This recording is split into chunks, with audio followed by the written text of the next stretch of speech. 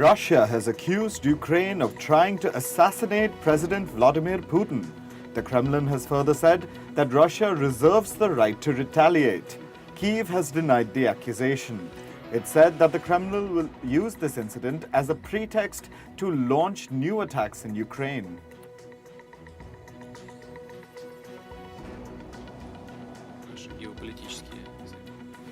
Ukrainian President Volodymyr Zelensky has paid a surprise visit to the Netherlands. He's expected to meet Dutch Prime Minister Mark Rutte.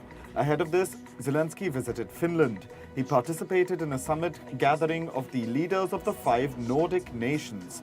Zelensky reiterated his case for Ukraine to join NATO.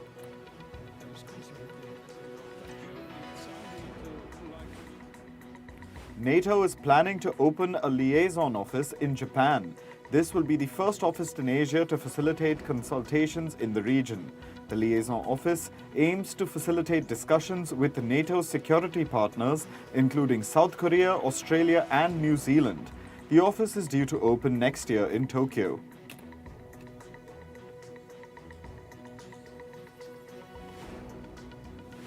India is all set to host the Shanghai Cooperation Organization or SCO Foreign Ministers meeting in Goa. The Indian External Affairs Minister S. Jaishankar has already arrived to take stock of the preparations. Russian Foreign Minister has also arrived for the summit, while the Chinese Foreign Minister will be arriving soon. Their visit is expected to lay the groundwork for President Xi and President Putin's India visit, which is scheduled for early July. Pakistan's Foreign Minister Bilawal Bhutto Zardari will also be reaching Goa.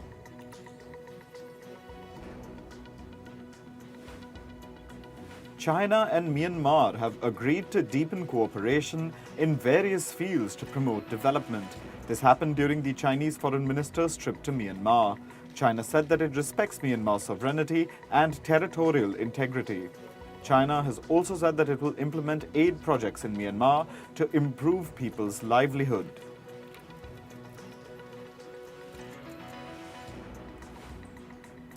The delivery of Lockheed Martin Core F-16 fighter jets from the US to Taiwan has been delayed due to supply chain disruptions.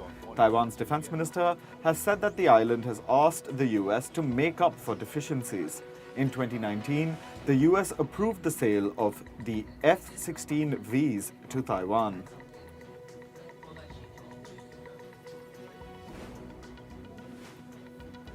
Yesterday's mass shooting at a school in Serbia's Belgrade was pre-planned by the 13-year-old shooter. Authorities say that the boy used 2 handguns that belonged to his father. He also apparently had a quote-unquote kill list. A student who claimed to know the shooter said that he was silent, appeared nice, and had good grades. Police said the boy had confessed to the shooting and was under arrest. 9 people, including 8 students and a security guard, were killed. Shootings are rare in Serbia. The country has strict gun laws.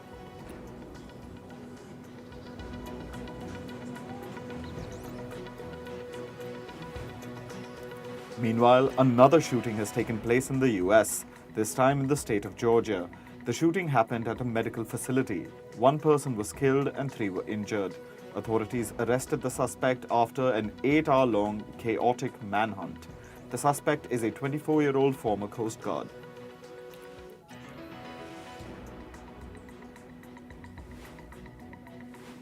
Former US President Donald Trump has denied rape allegations leveled against him by American journalist E. Jean Carroll. Trump made the statement in front of a Manhattan federal jury via a video message. The civil lawsuit accuses Trump of raping Carroll in the mid-1990s and then tarnishing her reputation by claiming that the allegation was a lie.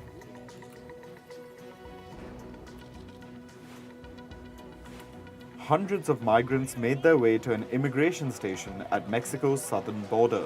They demanded documents that would allow them free transit through the country.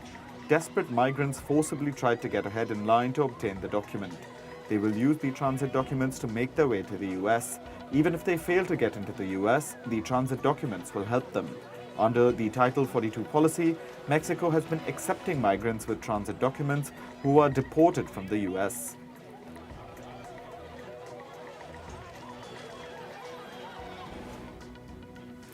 The InterAmerican Commission on Human Rights claims that Peru's security forces committed alarming human rights violations in the country. They claim that this happened during anti-government protests in Peru. The human rights body has called the response of security forces a massacre. Peru's government has rejected these allegations.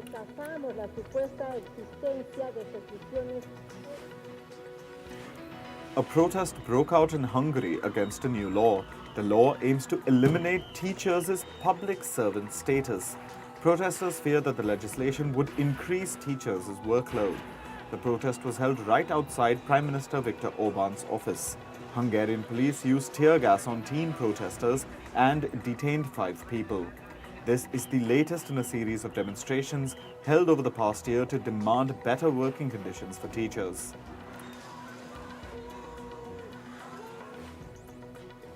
Brazilian police have raided the house of former President Jair Bolsonaro. 2 of his personal aides have been arrested. This was part of an investigation into falsified COVID-19 vaccination records. Bolsonaro vowed to never get vaccinated against COVID-19. However, his health records say that he has been vaccinated. Parallel investigations are on into alleged voter suppression and attacks on the legitimacy of the 2022 Brazil election.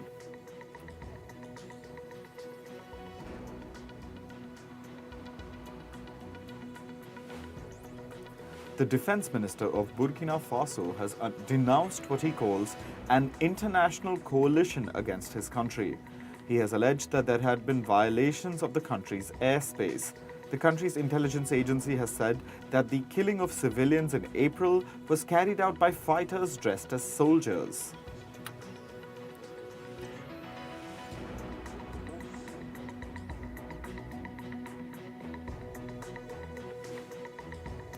A U.S. aid agency is halting shipments to Ethiopia's Tigray region. This comes after it was found that humanitarian aid was sold in the local market. The U.S. aid administrator said that the aid was intended for the people of Tigray suffering under famine-like conditions. Earlier, the World Food Programme had suspended its aid deliveries to the region. This happened amid an investigation into the theft of food products.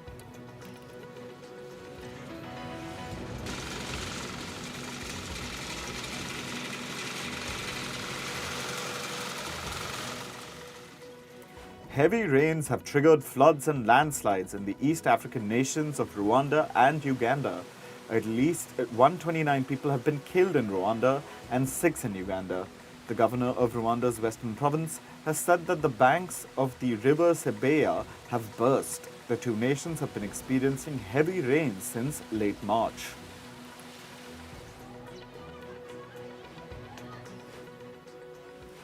Italy's Emilia-Romagna region witnessed torrential rains in the last 24 hours. It caused extensive flooding in the region. At least 2 people have been killed. The rains come after the region experienced drought for months. Around 400 rescue operations have been carried out. Rail services have been suspended in the region.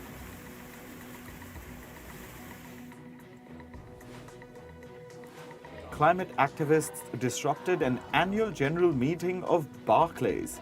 Activists from Fossil Free London and Extinction Rebellion UK started demonstrating while shareholders were being addressed. They interrupted the meeting with a rendition of a song by the Spice Girls. Activists demonstrated against the burning of fossil fuels. The United Nations has said that the possibility of an El Nino weather phenomenon in the coming months has risen. The UN has warned that it could escalate higher global temperatures and set new heat records. There is a 60% chance that the El Nino would develop by the end of July. El Nino is a naturally occurring climate pattern associated with a rise in heat across the world.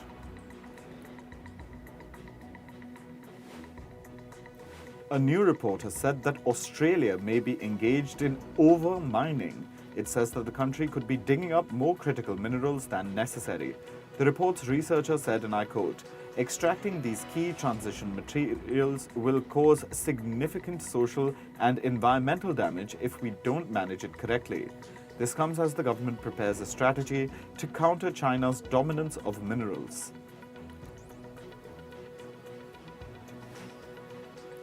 The World Bank's Board of Governors has elected Ajay Banga as the new president. Banga is an Indian-born finance and development expert. He had previously served as the CEO of MasterCard. Banga will shoulder the responsibility to revamp the bank's approach to climate change and other global crises.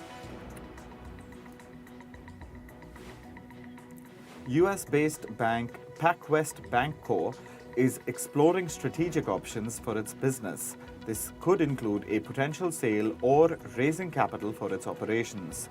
Media reports say that PacWest is hoping to avoid the fate of other regional lenders. In the past 2 months, US regulators have taken over 3 US regional banks.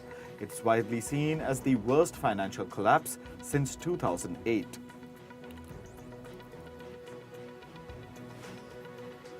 Financial giant Goldman Sachs has reportedly named Kim Posnet as head of its TMT investment banking group.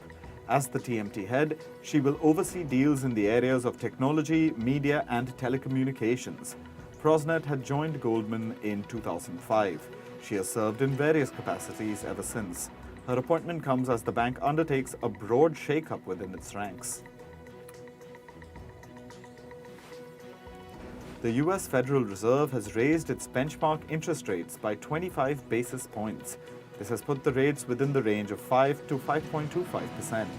The move was widely expected by analysts and the financial market. Fed President Jerome Powell also said that the central bank now expects a mild recession. However, he said that they can work to avoid it. Powell said, and I quote, "The case of avoiding a recession, in my view, is more likely than that of having a recession." An investment firm led by billionaire Stephen Deckhoff has bought 2 private islands in the US Virgin Islands. Stephen Deckhoff is the founder of the private equity firm Black Diamond Capital Management. These islands were previously owned by late sex offender Jeffrey Epstein. They were reportedly purchased for $60 million. This is less than half their initial asking price. The US antitrust watchdog has suggested banning Meta from monetizing the data of underage users. It has accused Meta of misleading parents about the company's protection for children. Minors were reportedly found to be able to engage in chats over the Messenger Kids app that were not vetted by parents. This is despite promising that parents could monitor all activity on the app. Meta also allegedly provided inaccurate information about app developers' access to users' private data. India-based IT and consulting firm Cognizant will reportedly lay off 3,500 employees. According to media reports, the company will also give up millions of square feet in office space to save costs. This comes after the company said that it foresees its revenues declining in 2023. Google and Meta have opposed a Canadian bill on internet news publishing. The bill would compel internet companies to pay Canadian news publishers for their content. They will have to either pay or remove news links found on Canadian search results. Both the companies have threatened to withdraw access to news articles if the legislation is passed. TikTok is reportedly launching a new ad product called Pulse Premiere. It'll let advertisers place ads alongside content produced by its premium publishers. Half of the proceeds generated from these ads will be shared with those publishers. The ad product will be launched on May 4th. Brands like BuzzFeed, NBC Universal, and WWE will be the first to join. Britain's competition watchdog is reviewing Adobe's $20 billion buyout deal for Figma. Regulators are mulling whether the deal could hinder competition in the industry. Lately, regulators have shown concerns over large tech firms acquiring smaller rivals. They say such deals could throttle competition in the market. Just last week, the UK's regulator also blocked Microsoft's acquisition of video game maker Activision Blizzard for similar reasons.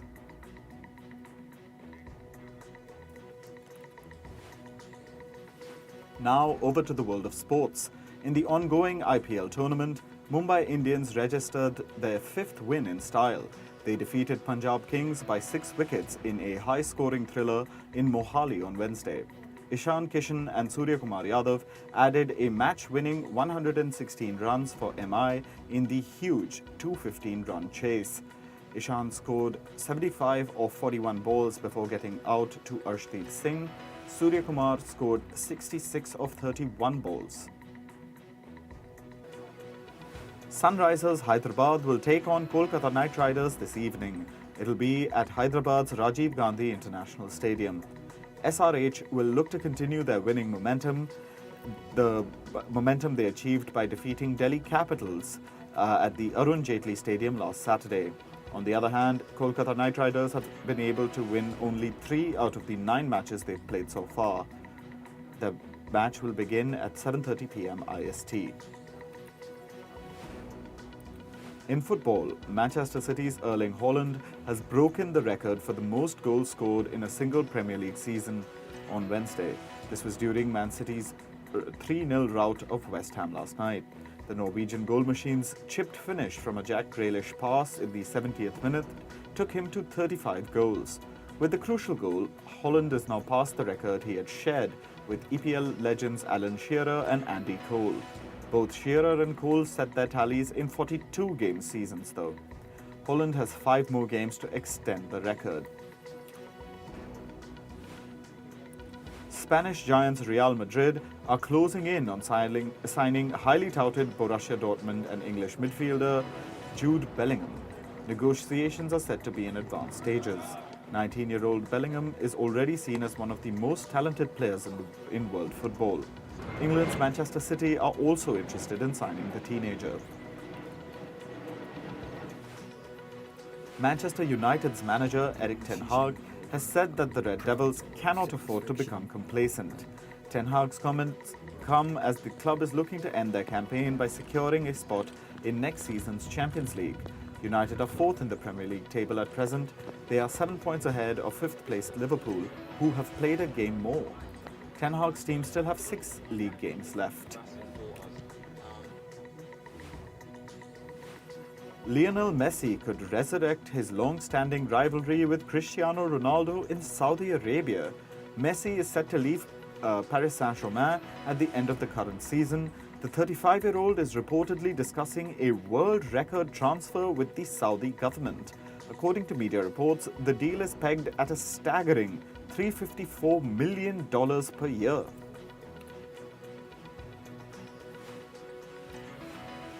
Napoli fans on Wednesday kept their smiles even after Lazio's win against Sassuolo delayed their celebrations for the Scudetto. The Naples team is on the brink of claiming their first Serie A title in 33 years. They will face Udinese on Thursday evening. It's a match that could put the brakes on Napoli's celebrations if they lose. In tennis, former US Open champion Emma Raducanu will miss the French Open and Wimbledon. She's recovering from surgery on her wrists and ankle. Raducanu withdrew from the Madrid Open last month, citing an injury to her right hand. Her withdrawal from Madrid will likely see her fall outside the top 100 in the WTA rankings for the first time since her stunning breakthrough in New York. Famed boxer Saul Canelo Alvarez says he's looking forward to fighting in front of his people. Alvarez's comments come as he returns to the ring on home soil in Mexico for the first time in 12 years on Saturday. This is to face his British challenger, John Ryder. Alvarez has 58 wins with 39 knockouts to his name and 2 draws and 2 losses. Meanwhile, Ryder has 32 wins with 18 knockouts and 5 losses. Former 100-meter world champion Tori Bowie has died at the age of 32. The cause of death has not yet been revealed by her family. The American was crowned world champion in 2017 and won 3 Olympic medals at the Rio Games in 2016. Bowie finished second in the 100 meters in Rio behind Jamaica's Elaine Thompson. She went on to win the World Championships in London a year later. May the 4th is a day dedicated to the sci-fi film franchise Star Wars. The date is inspired by the franchise's tagline, "May the Force be with you." To add to the celebrations, streamer Disney Plus has announced 2 new Star Wars shows. The new shows are titled Star Wars Visions Volume 2 and Young Jedi Adventures. They'll begin streaming today. The much-awaited trailer of sci-fi film Dune Part 2 is out. The second part is reportedly more action-packed than its predecessor. It's touted as an epic war film. Actors Timothée Chalamet and Zendaya return for the sequel of the 2021 film. Dune Part 2 will release on the 3rd of November. The Writers Guild of America strike has affected many on-air shows. Celebrity sketch show Saturday Night Live has called off its 6th of May episode. Reruns of the show will be aired instead of a new episode. Other hit shows like Abbott Elementary, Yellow Jackets, and Good Omens have also been halted.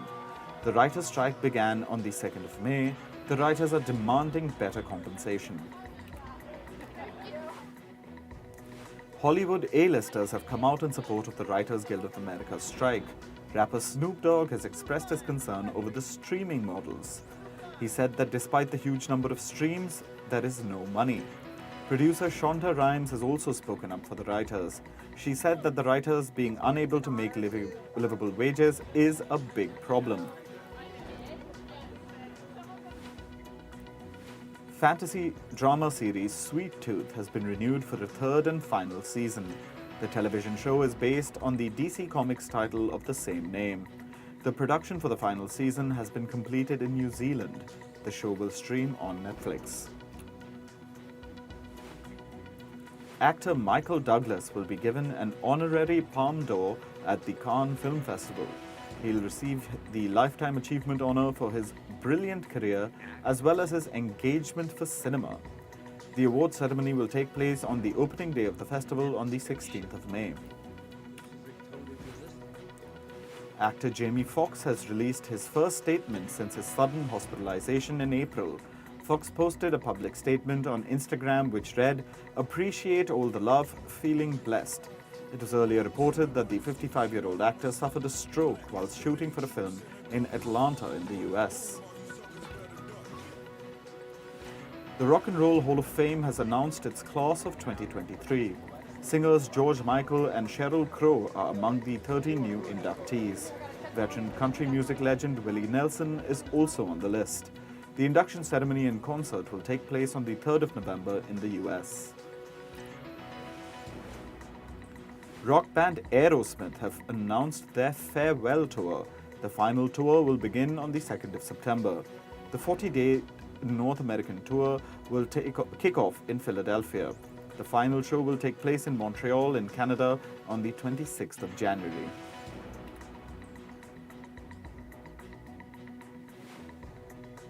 Singer Ed Sheeran's copyright trial has reached its final stage. A New York jury will now give the verdict in Sheeran's copyright trial. Sheeran's lawyer urged the jury to reject the lawsuit in the closing arguments. The British singer was sued for allegedly plagiarizing Marvin Gaye's 1973 song, Let's Get It On.